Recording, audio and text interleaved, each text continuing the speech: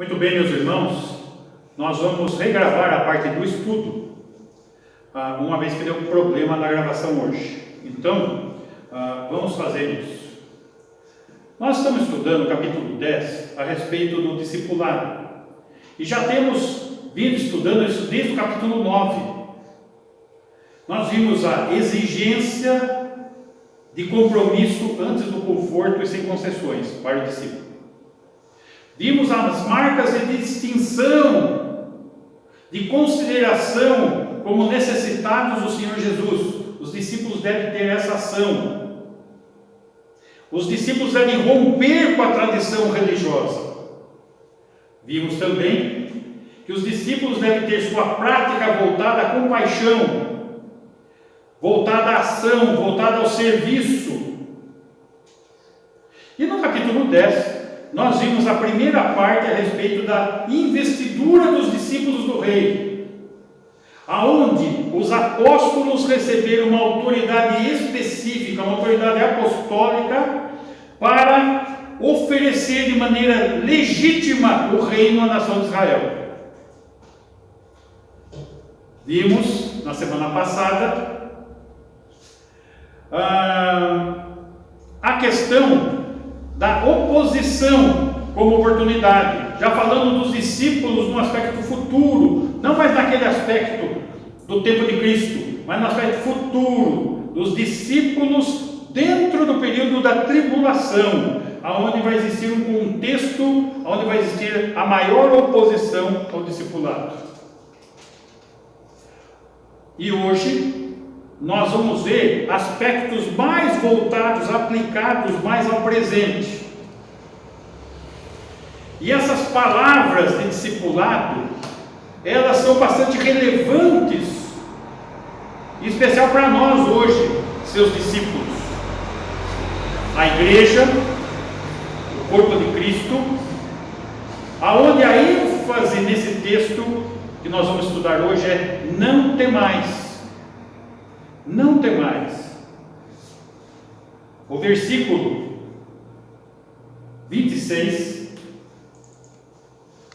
Portanto, não temais, pois nada há encoberto que não venha a ser revelado, nem oculto que não venha a ser conhecido. Não temais, esse é o tema. Não temais. Versículo 28. Não temais os que matam o corpo e não podem matar a alma. Não temais. Temei antes aquele que pode fazer perecer no inferno tanto a alma como o corpo, o Senhor. Versículo 31. Não temais, pois bem mais valeis vós que muitos pardais. Não temais. Quem não deve temer? Os discípulos. Não temer o quê? A que o Senhor está se referindo? Qual esse medo ao qual Cristo se refere? Ele é explicado no versículo 32 e 33. Versículo 32. Portanto, todo aquele que me confessar diante dos homens, olha só, não temer, tem que confessar diante dos homens. Também eu o confessarei diante de meu Pai que está nos céus. Versículo 33. Mas aquele que me negar temer diante dos homens, também eu o negarei diante do meu Pai que está nos céus. Ou seja, a quem você está temendo, se você disser? Aonde está seu temor?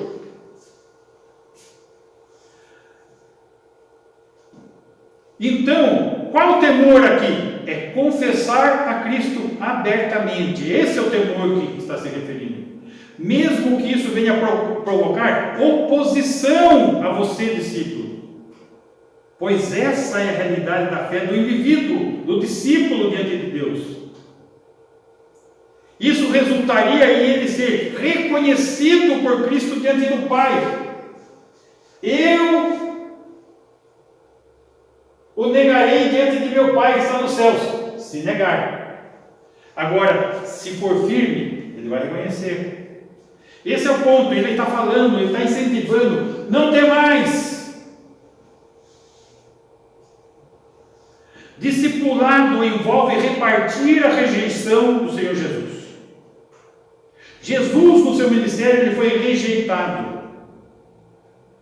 E nós, como discípulos, seremos rejeitados. Nós precisamos repartir essa rejeição com Jesus.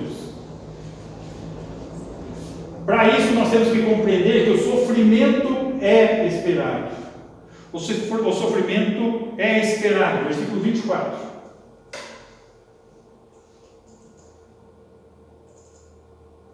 O discípulo não está acima do seu mestre, nem o servo acima do seu senhor. 25. Basta ao discípulo ser como seu mestre, e ao servo como seu senhor.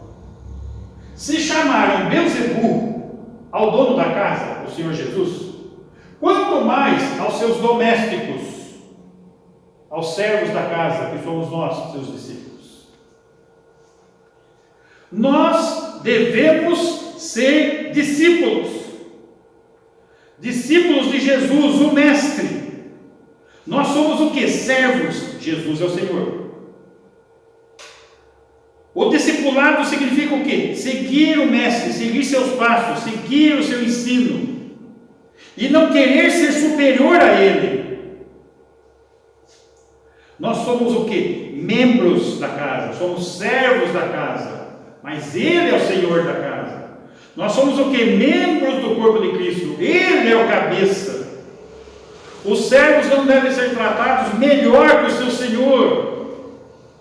E se o Senhor, no caso do texto, está sendo chamado de Beelzebu, insultos maiores ainda poderão vir para nós, seus discípulos. Para isso, para ser discípulo, é necessário o quê? Coragem. Coragem é algo necessário. Versículo 26. Portanto, não os temais.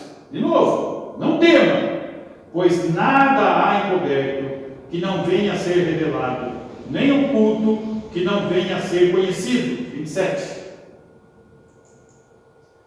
O que vos digo às escuras, dizei-o à plena luz. O que vos diz ao ouvido, proclamai-o dos eirados, dos telhados.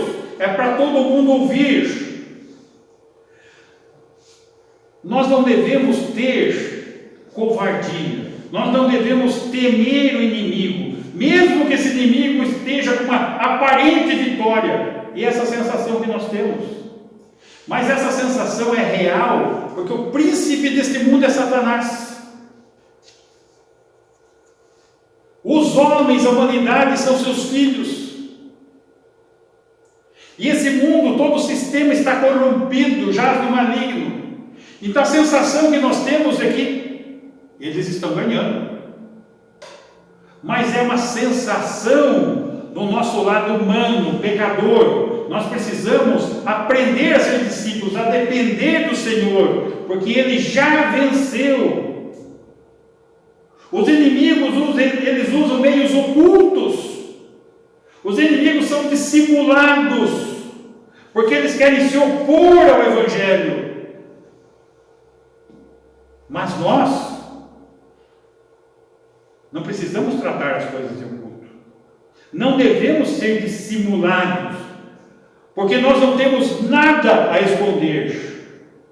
Nós temos que confessar a Cristo abertamente, pois Ele nada disse em oculto. Vamos ver isso. Evangelho de João, capítulo 18, versículo 20. Declarou-lhes Jesus: eu tenho falado francamente, abertamente ao mundo. Ensinei continuamente, tanto nas sinagogas como no templo, onde todos os judeus se reúnem, e nada disse em oculto.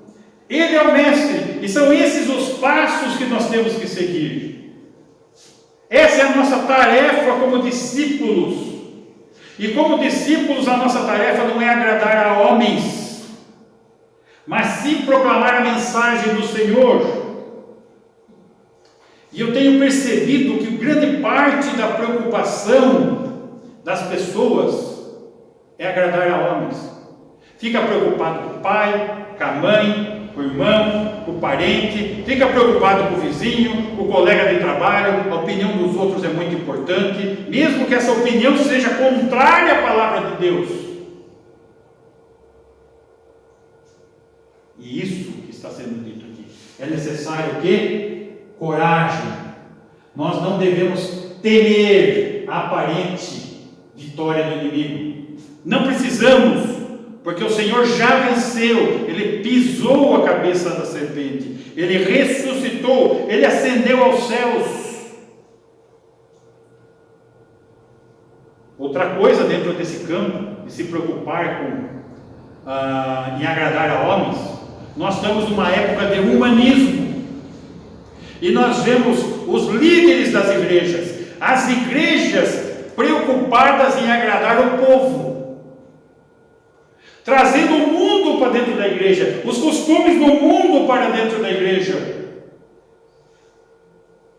ofendendo a santidade de Deus, a vontade de Deus com isso, mas estão preocupados com a opinião do povo. O que o povo quer? O que eles gostam? Precisamos ter nossas igrejas cheias. Isso não é um comportamento de um discípulo. O discípulo ele tem que seguir o mestre e a vontade do mestre. O julgamento dos homens não deve nos assustar, pois devemos viver em função do quê? Do julgamento divino. Eu devo estar preocupado com o que Deus pensa e como que Ele vai julgar essa questão. Essa é a preocupação. Versículo 28. O temor do Senhor anula todos os medos. Depois, João não, Mateus 10, 21. Não temais, de novo, os que matam o corpo e não podem matar a alma. Temei antes aquele que pode fazer perecer no inferno tanto a alma como o corpo. O temor do Senhor anula todos os medos. O temor do Senhor anula todos os medos. O discípulo deve temer somente a Deus. O discípulo não deve temer aos homens, porque os homens podem, no máximo, matar o corpo. E o pensamento aqui é que os verdadeiros discípulos suportam até a própria morte, por amor de Cristo. A morte física não é a maior tragédia para o discípulo do Senhor, porque morrer é estar com o seu Senhor, é estar com Cristo. A pessoa, o discípulo que crê de fato de verdade, ele não morre, ele é promovido à presença do Senhor. Por isso ele não deve temer.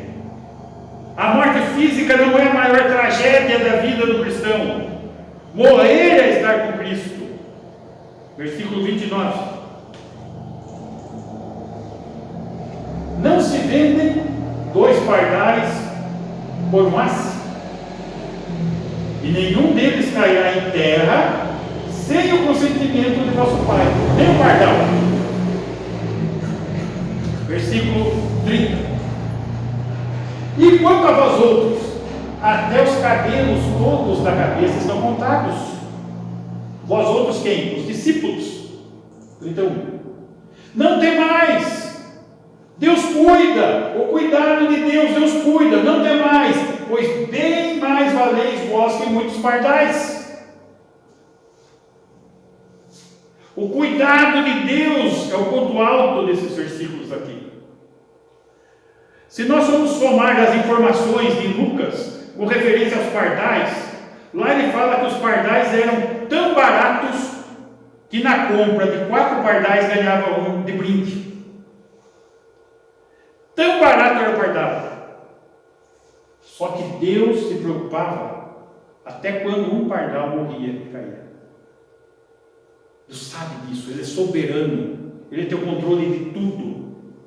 E Ele pergunta: bem mais valeis vós, afirma, aliás, bem mais valeis vós que muitos pardais. Nós valemos mais que pardal, é isso que Ele está dizendo. Então, no entanto, o Pai sabe quando o pardal cai em terra, quanto mais nós, seus discípulos, até quando cai um fio de cabelo. Sabendo desse cuidado de Deus, não temos motivo para temer a sociedade, temer o homem, temer o nosso inimigo Satanás, porque nós somos cuidados pelo Senhor.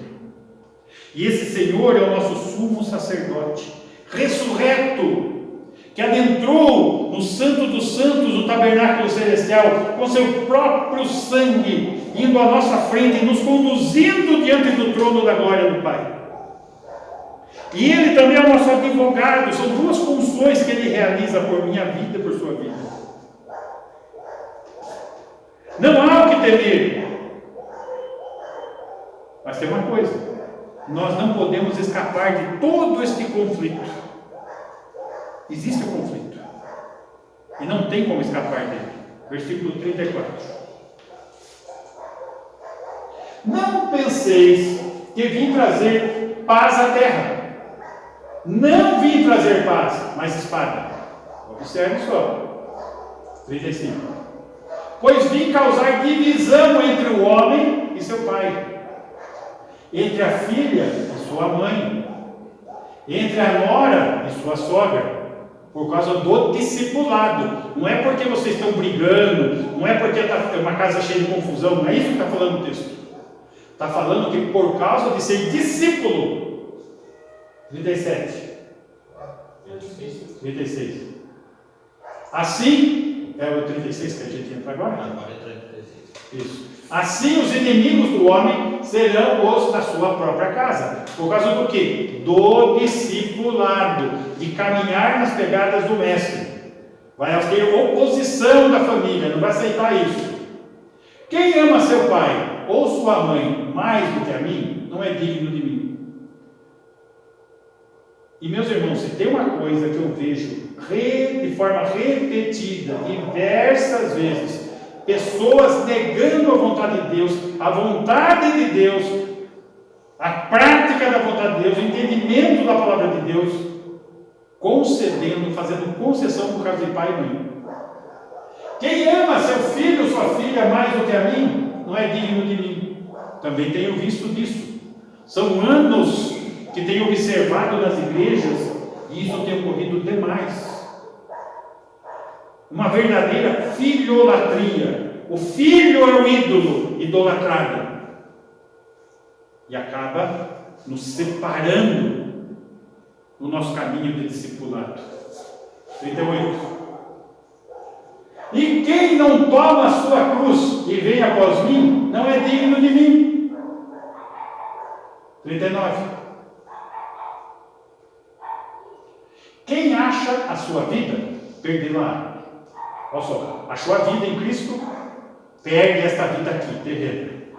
Quem todavia perde a vida aqui terrena, por minha causa, achá-la com Cristo. Até aqui. Vamos trabalhar até o 39. Não podemos escapar desse conflito. É nesse ponto que estamos. Estamos percebendo que a mensagem do reino eventualmente pode romper relacionamentos íntimos, familiares. Por quê? Porque a mensagem do reino, o rei, é algo muito exclusivo. A mensagem é exclusiva. Ela exige dedicação. Eu quero fazer a vontade de Deus. Quer? Você lê a Bíblia? De vez em quando eu leio. Eu quero viver a vontade de Deus. Você conhece a vontade de Deus?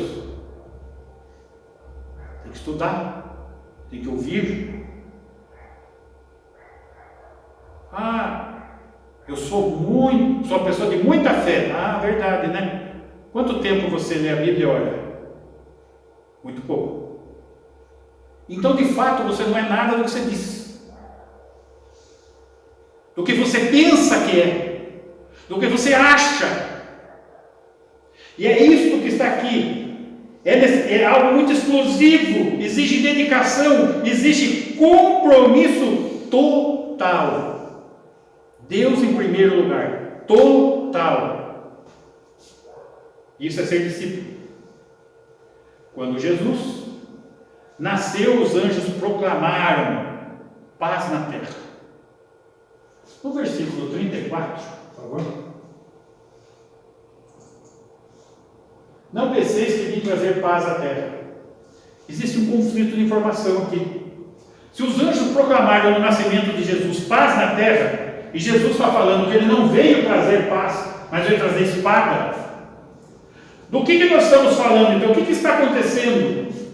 Nós estamos no capítulo 10, onde ele está oferecendo a implantação, o estabelecimento do reino na terra de Israel. É uma oferta legítima. Israel está rejeitando o seu reino. Com isso, o resultado é o quê? Espada. O príncipe desse mundo continua Satanás. O mundo continua nas trevas, as pessoas nas trevas, e todo o sistema comprometido com o maligno. Mas é necessário reconciliação. Colossenses, capítulo 1, versículo 20. É possível ter reconciliação com Deus. Colossenses 1, 20. E que, havendo feito a paz pelo sangue da sua cruz, então o discípulo pode ter paz, porque ele foi alcançado pelo sangue da cruz, por meio dele, reconciliasse consigo mesmo todas as coisas, quer sobre a terra, quer nos céus. A minha paz vos dou, disse Jesus. Então, é possível essa paz. Para quem? Para o discípulo. Só que é uma paz em meio à guerra. A gente não pode escapar do conflito. A guerra é uma realidade. Nós estamos em território hostil, nós somos forasteiros, nós somos cidadãos dos céus. Para escapar do conflito, só se você negar a Cristo, só se você fizer concessões com o mundo. E quantas concessões? As concessões são das mais diversas. As concessões com o mundo vai desde o seu ambiente de trabalho, do seu trabalho, da sua idoneidade, da sua honestidade. Vai para a sua família, se você cria seus filhos no caminho do Senhor, se você orienta eles no sentido, se você ora por eles, se você é exemplo para eles,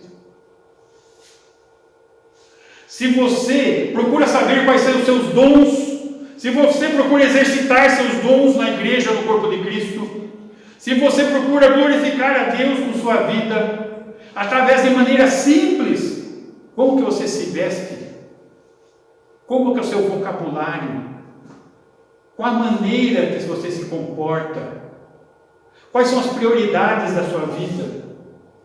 Estão vendo? É muitas coisas.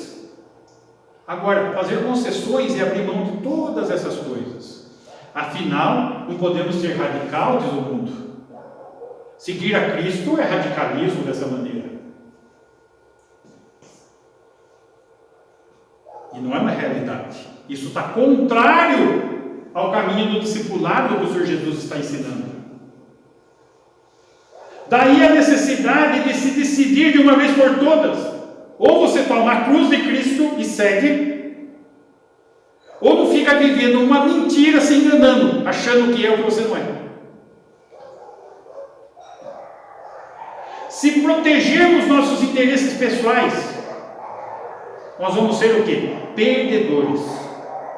Mas se morrermos para nós mesmos e vivermos para os interesses de Deus, seremos o quê? Vencedores. É isso que o texto está falando.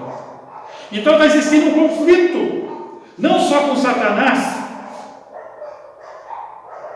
Não só com o mundo, mas um conflito com você mesmo.